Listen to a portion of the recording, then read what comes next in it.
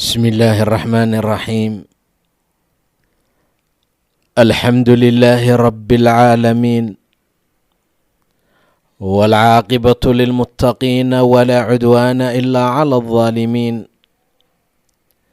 وأصلي وأسلم على نبينا محمد وعلى آله وأصحابه ومن اهتدى بهديه إلى يوم الدين. أما بعد، فقد قال الله تعالى في محكم تنزيله وهو أصدق القائلين: محمد رسول الله والذين معه أشداء على الكفار رحماء بينهم. nebi moxamed sala allahu calayhi wasalam sidee buu ula dhaqmi jiray bulshada ama saxaabadii la noolayd? rasuulka sala allahu calayhi wasalam qaabkee ayuu ula dhaqmi jiray ugulan dhex noolaa ummaddii asaga la noolayd ee rabbi u doortay subxaanahu wa tacaala? inan madow ayaa jiri jirtay sida uu xadiidku tilmaamay. riwaayadaha qaarkood wiil ayay tilmaamayaan oo wiil dhallinyaro ah oo madow ayuu ahaa. masjidka ayuu xaaqi jiray, ama masaajidka ilaahay iyo beydkii rabbi ayay xaaqi jirtay inantu. shaqada ay haysa shaqo fiican bay ahayd, shaqo wacan bay ahayd. maanta kalaabyada laga tunto, qasacyada iyo dhalooyinka khamrada lagu cabo ayaan ka aruurinaa oon ka nadiifinaa. laa xawla walaa quwata ilaa billaah. beydka allay xaaqaysaa, gurigii allay nadiifinaysaa, meelahay malaa'igtu isugu timaad ayay nadiifinaysaa. dhallinyaro ayay ahayd, shaab ayuu ahaa. labadaa mid ka mid ah, beydka alle oo ay malaa'igtu isugu timaado, jameecada alle lagu oogo, salaada alle lagu tukado, maalin walba ay ka baxdo aadaanka xaya cala asalaah ayay nadiifin jirtay. rasuulku wuu waayey sala allahu calayhi wasalam. gabadhii way dhimatay, rasuulkoon ogeyn ayaa la aasay. nebigu looma soo sheegin sala allahu calayhi wasalam. sidee buu u qaabilaa ummaddiisa? sida uu uga warhaya fiiri sala allahu calayhi wasalam. inantii dhowr maalmood ayuu la'aa nebiga, waa waayey. kadib buu xaaladdeeda weydiiyey. war aaway buu yidhi gabadhii wacnayd. war aaway gabadhii masaajidka ilaahay xaaqi jirtay. war aaway buu dhahay heblaayo ama wiilkii aaway. shaqo fiican buu haayaa. masaajidka alla waxaa camira man aamana billaahi walyowmi alaakhiri, qofka ilaahay iyo maalinta aakhira rumaysan. salaada ooga, sakada bixiya. axad aan allahayn aan ka cabsanin waa dadka beydka alla camira. salaad bay ku camiraan, fadhi bay ku camiraan, ictikaaf bay ku camiraan, jumcahay ku tukadaan, way nadiifiyaan. aaway fulaana, war aaway heblaayo, war aaway tii fiicnayd ee masaajidka alla nadiifin jirtay sala allahu calayhi wasalam.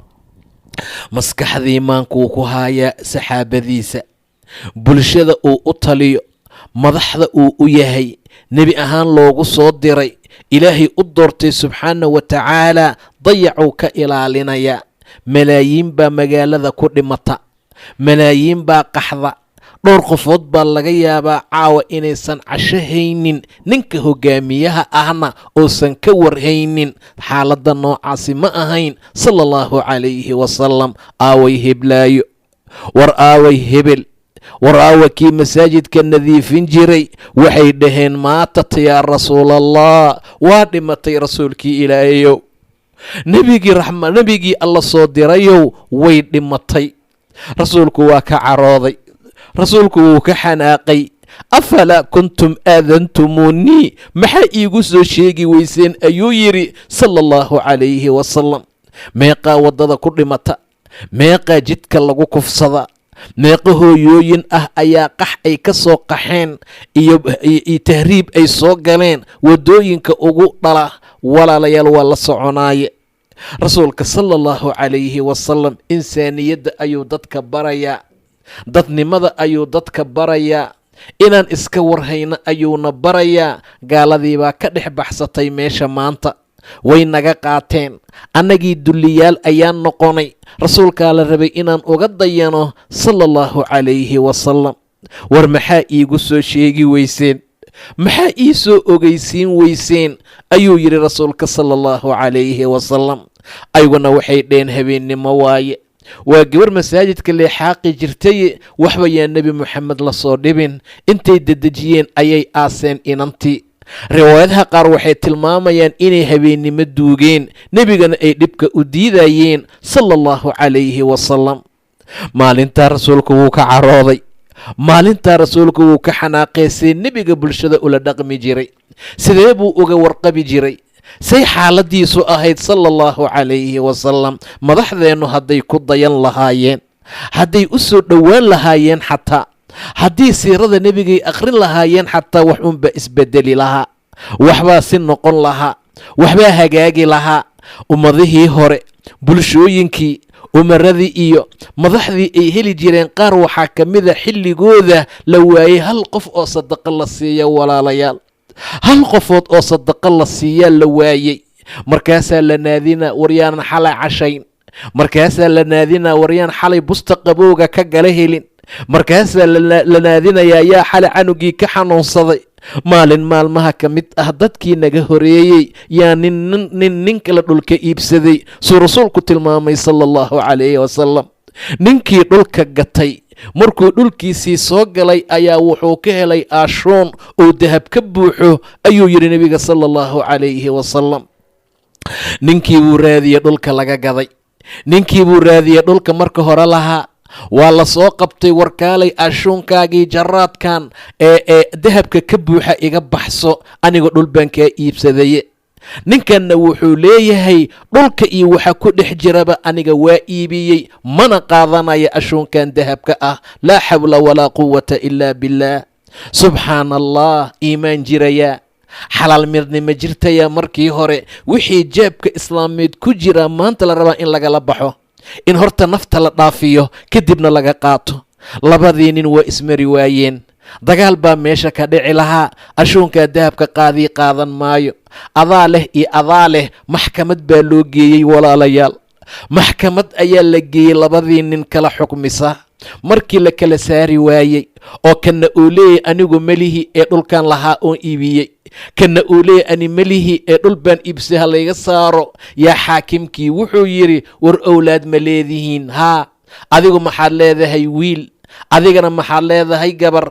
isu guuriya oo ashuunkaa dahabka ah intaad gaddaan ku nafaqeeyo arooskooda iyo biilkoodii guridhigooda ha loogaga dhigo. saasaa lagu kala badbaadiyey.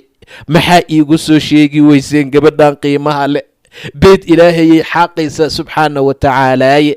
intaan ka baxnaa oo yurub baan tagnaa, eeyaan u qubaynaa, khansiiran waxa siinaa coos, waxaan samaynaa meelaha khamrada laga cabo, gasacyada lagu tuuraan aruurina.